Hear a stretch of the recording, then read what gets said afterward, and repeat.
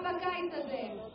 קיץ 2011 הוא הקיץ הגדול של התקווה הישראלית החדשה. התקווה הזו נולדה, כמו הרבה תקוות, מתחושות של ייאוש, של ניכור, של פערים שהפכו להיות בלתי אפשריים בשביל כולנו, של פערים שהפכו כמעט בלתי ניתנים לגישור. החברה הישראלית שעומדת פה, וגם חשוב להגיד, החברה הישראלית שבחרה להישאר הערב בבית, הגיעה לקו האדום שלנו. ואז היא קמה ואמרה, די! לא עוד! אפשר לרמות חלק מהאנשים חלק מהזמן, אבל אי אפשר לרמות את כל האנשים כל הזמן. הקיץ הזה התעוררנו, וסירבנו להמשיך לצעוד בעיניים עצומות אל עבר התהום. הקיץ הזה פתחנו את העיניים, והעיניים האלה לא ייסגרו עוד. אנחנו בוחרים להיות. אנחנו לא בלתי נראים.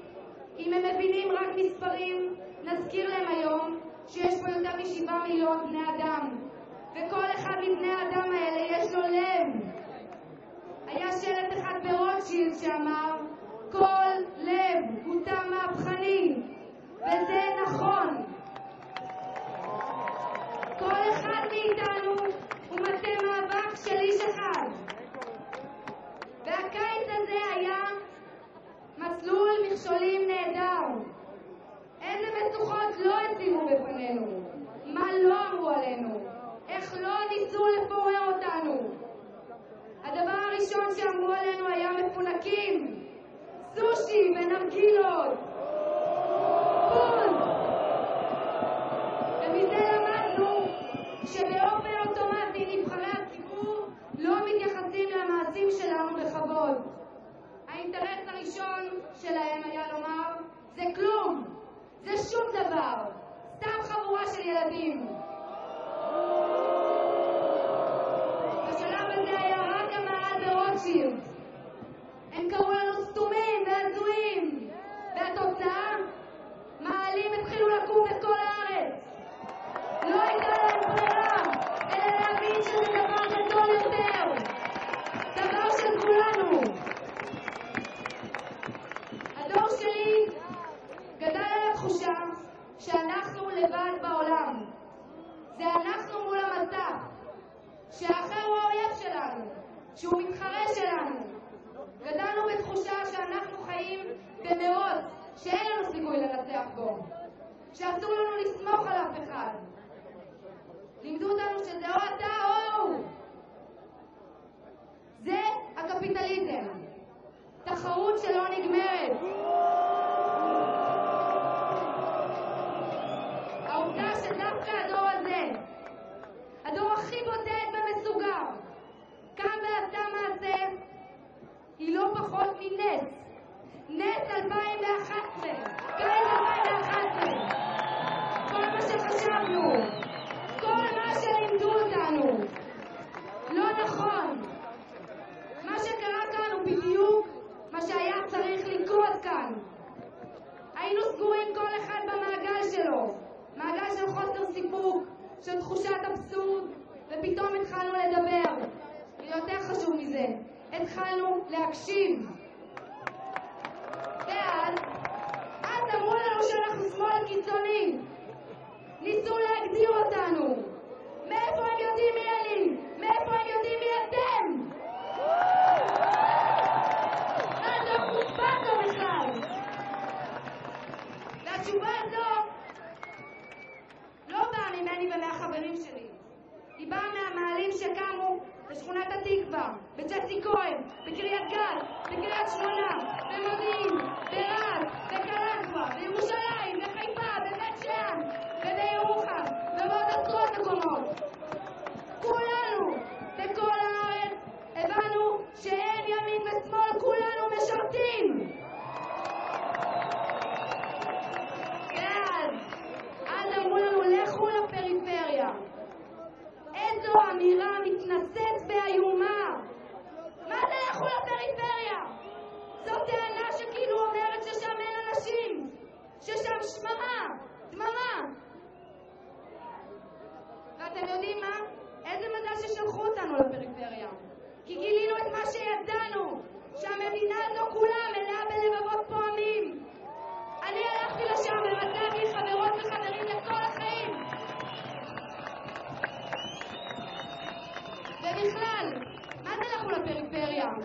מדינת ישראל דפקה ודופקת את הפריפריה שלה באופן שיטתי ומסודר מאז יום הקמתה.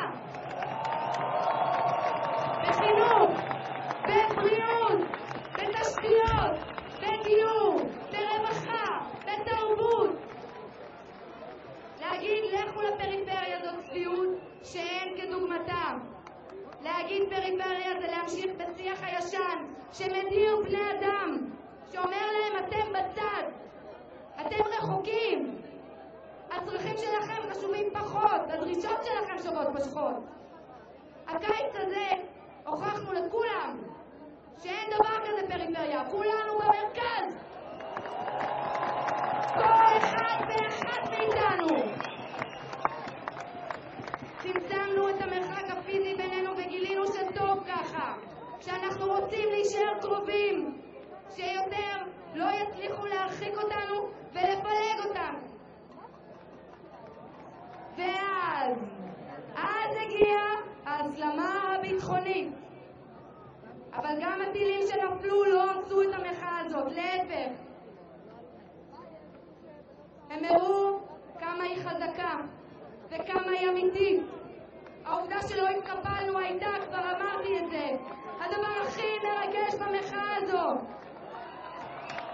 הגיע הזמן שהמושג מצב ביטחוני יפסיק להיות ערך ויחזור להיות משהו, מצב. זה מצב שצריך לשנות. נפלו טילים ואנחנו שתקנו לכמה ימים. צעדנו בשקט. ואז מה הם אמרו? הם אמרו שהמחאה דועכת. במקום להכיר בעובדה,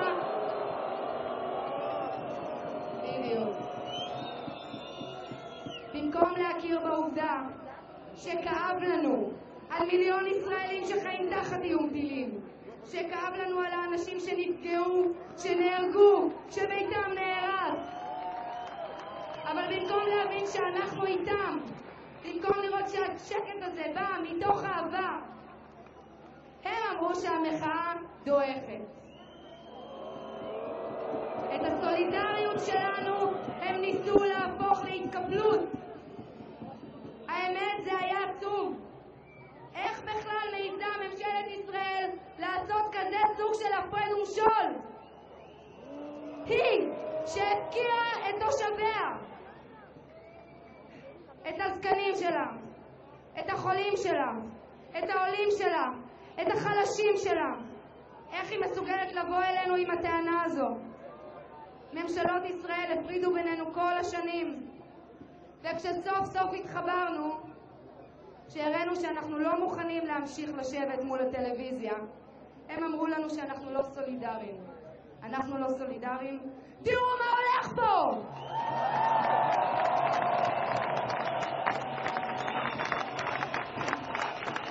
כשמדברים על ביטחון, באים לשמור על החיים של בני האדם. דורש צדק חברתי. לא קורה קרים. כשמדברים על ביטחון, באים לשמור על החיים של בני האדם. איך זה מסתדר עם מדיניות ההפקרות של ממשלות ישראל? אני בת 25. מה הזיכרונות הכי גדולים שלי מהמדינה הזו? מלחמת לבנון השנייה, תקופת הפיגועים, חברים שנהרגו אז, רצח רבין, גלעד שליט, שלא לדבר על זה שאני דור שלישי לשואה. זו הייתה התודעה שלי. רגעים וזיכרונות שכולם רצופים במוות, בשכול, בכאב, בפחד, בתחושה שהכל זמני. בעצרת בעפולה ראיתי שלט: אני גאה להיות ישראלי כבר 31 יום. אני עומדת מולכם ואני גאה להיות ישראלית כבר 7 שבועות.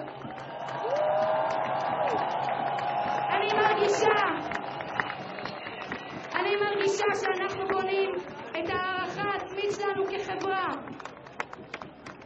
להגיד מגיע לי זה להגיד שגם לאחר מגיע, שמגיע לנו, לכולנו. הקיץ הזה הביא איתו המון רגעים וזיכרונות טובים של תקווה, של שינוי, של אחווה, של הקשבה. נוצר שיח של חיים. זו ההתעוררות הכי חשובה שהייתה כאן. אנחנו לא כאן רק כדי לשרוד, אנחנו כאן כדי לחיות. ואנחנו לא כאן רק בגלל שאין לנו מקום אחר. אנחנו כאן כי אנחנו רוצים להיות כאן. אנחנו בוחרים להיות במקום טוב, בחברה צודקת. אנחנו רוצים לחיות בחברה כחברה, לא כאוסף של בודדים שיושבים כל אחד מול קופסה אחת, הטלוויזיה, ופעם ב4 שנים שמים פתק בקופסה אחרת, הקלפי. אנחנו כאן לא כי אין לנו ארץ אחרת. אנחנו כאן כי זוהי הארץ שאנחנו רוצים. בלי ששמנו לב, אנשים התחילו לחזור מחול, כי קורה כאן משהו שאסור לפספס. ויצרנו פה שיח חדש. זה השיח החדש. החלפנו את המילה רחמים במילה חמלה. החלפנו את המילה צדקה במילה צדק. החלפנו את המילה נדבה במילה רווחה. החלפנו את המילה צרכן במילה אזרח. החלפנו את המילה לחכות במילה לשנות. והחלפנו את המילה לבד במילה ביחד. זה הדבר הכי גדול שעשינו פה הקיץ הזה. אני לא יודעת מה איתכם, חברות וחברים, אבל זה כבר בלתי הפיך. מכאן כבר לא נסכים לחזור אחורה. אנחנו צועדים קדימה לעתיד טוב יותר, למדינה צודקת יותר, צדק חברתי.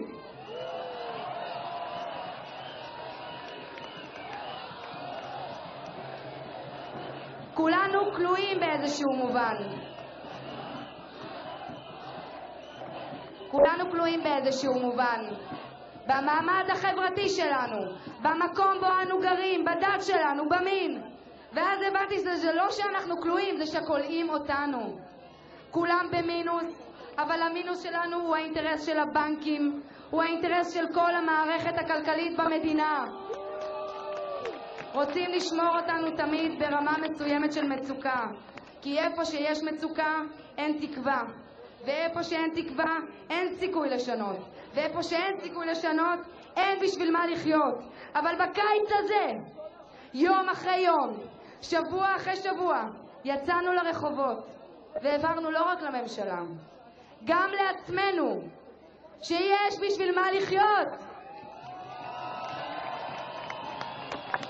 וברגע שהתחלנו לחשוב על המחר ביחד, יצאנו כולנו לחופשי.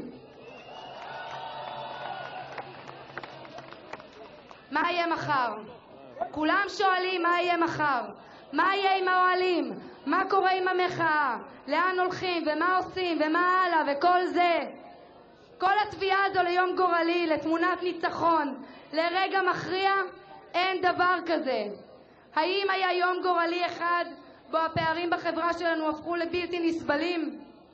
האם לקפיטליזם החזירי יש איזה רגע ניצחון? האם אנחנו יכולים לשים את האצבע על הפרטה אחת יותר מדי? לא היה רגע כזה. היה תהליך. גם עכשיו אין רגע. יש תהליך. והתהליך הזה שלנו רק מתחיל עכשיו. ויש לנו דרישות מהממשלה ומהעומד בראשה, כי הדברים חייבים להשתנות. אם את תושבת ירוחם, הדברים חייבים להשתנות. אם אתה ילד שלהורים שלו אין כסף בשביל הטיול השנתי, הדברים חייבים להשתנות. אם את גמלאית או ניצולת שואה, הדברים מוכרחים להשתנות. אם אתה ממפוני גוש קטיף, הדברים מוכרחים להשתנות. אם את בדואית, הדברים חייבים להשתנות.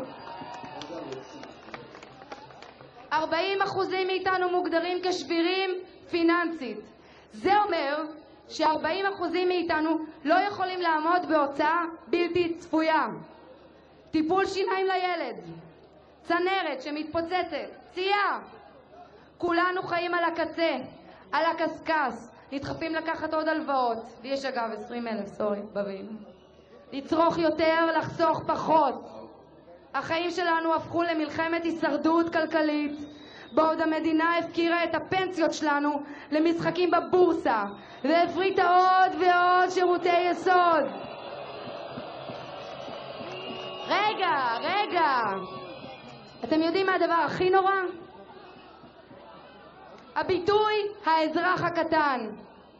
יש חוקים נגד העלבת עובד ציבור, אבל אין שום חוק נגד העלבת האזרחים, ואותנו העליבו מספיק בשנים האחרונות. דחפו אותנו לעוני, שיחקו בנו, שיסו אותנו אחד בשני.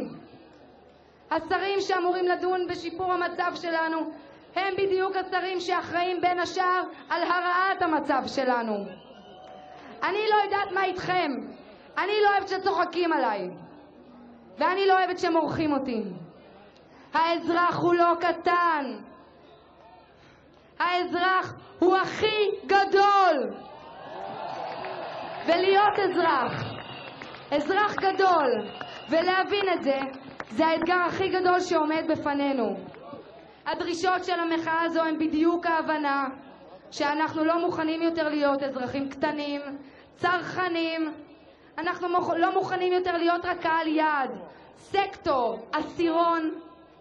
אנחנו לא נתבצר יותר בבונקרים הקטנים שלנו ונילחם את מלחמת הקיום שלנו לבד. העידן הזה נגמר. מעכשיו משהו חדש. אנחנו ביחד. ואנחנו דורשים שינוי. ואנחנו דורשים להיות חלק מהשינוי הזה. אנחנו ייסדנו שיח אחר. שיח של תקווה, של שיתוף, של סולידריות ואחריות. אני רוצה לשאול את ראש הממשלה, את כל הפוליטיקאים, תסתכלו על מה שקרה פה, על מה שקורה פה. האם זה הדבר שאתם רוצים לנצח? האם זה הדבר שאתם יכולים לנצח? אתם נבחרי העם, תקשיבו לעם. המחאה הזו שנתנה כל כך הרבה תקווה לכל כך הרבה אנשים, את התקווה הזו אתם רוצים לשבור? זה מה שאתם רוצים, למסמס את התקווה? בחיים לא תצליחו.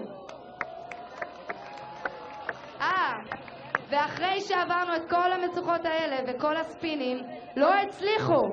אז מה נשאר להם? להיכנס בי. הדבר הזה התחיל מאדם שעשה מעשה. את האוהל שלי בשדרות רוטשילד הקמתי מתוך תחושה אישית של להיות או לחדול. איש מאוד יקר לליבי, אלכס, שם קץ לחייו. הוא היה משורר. הוא כתב שגם אם יש לך לב של זהב לא תצליח לשנות את העולם. חודשיים לפני שכל העניין הזה התחיל, הוא לא יכל להיות פה יותר. הוא בחר לחדול. איך יכול להיות שאדם כזה, אדם חולמני ואידיאליסט, הרגיש שאין לו יותר מקום בעולם הזה? אם אין לו מקום בעולם הזה, אז גם לי אין מקום בעולם הזה. והלב שלי כאב. הלב שלי היה שבור. איזה מין עולם? זה עולם שבו אין מקום לחולמים, לאידיאליסטים, למשוררים. איזה מין עולם מדיר אותם? זה עולם של עוני. כי כולנו חולמים, ולכולנו הזכות לחלום. להיות עני זה לא רק לא להצליח לסגור את החודש, או להיות בלי קורת גג. להיות עני זה להיות טרוד בדברים האלה, בבסיס, עד כדי כך שאין לך יכולת לחלום, לחשוב, ללמוד, לחבק את הילדים שלך. אז התחלתי את הדבר הזה. אבל זה שהתחלתי את זה לא הופך את הדבר הזה לרק שלי. זה לא רק הסיפור שלי, זה סיפור של המוני בני אדם שקמו והתחילו ללכת, קמו והתחילו לעשות מעשה, וכולנו בחרנו להיות כאן. הנה אנחנו. בקיץ הזה למדנו שלכולנו יש מקום, שהמחר יהיה מה שנעשה ממנו. אנחנו לא צריכים שיגדירו אותנו, אנחנו יודעים טוב מאוד מי אנחנו. ואחרי הקיץ הזה אנחנו יודעים שמותר לחלום. יותר מזה, הבנו שחובה לחלום. לחלום זה להיות. לפני 7 שבועות הייתי בחורה בת 25 שנאבקת לבדה על החלומות הפרטיים שלה, לעשות סרטים. ובשבוע האחרון תקפו אותי מכל כיוון, וכמעט הצליחו לגרום לי לחזור ולהרגיש לבד. אני לא יודעת מה איתכם. אני את המחאה שלי רק התחלתי. אני אהיה כאן כמה שצריך, כמוכם. אני רוצה להראות לאלכס שכן, שאפשר לשנות את העולם, שכל אחד יכול. רק צריך להאמין, לקום ולעשות. האחריות היא על כל אחד מאיתנו. לקום ולצאת וללכת ולדבר ולעשות ולא לוותר. כי בזה שכולנו יצאנו לרחוב, מצאנו את הבית.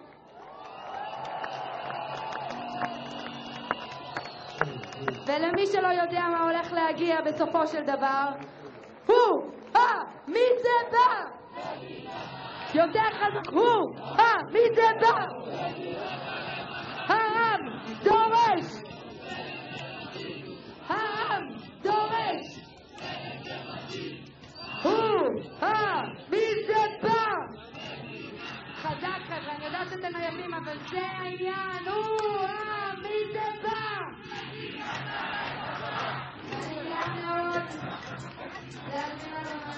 את פרופסור יוסי יונה, שיודע בין השאר לחלום.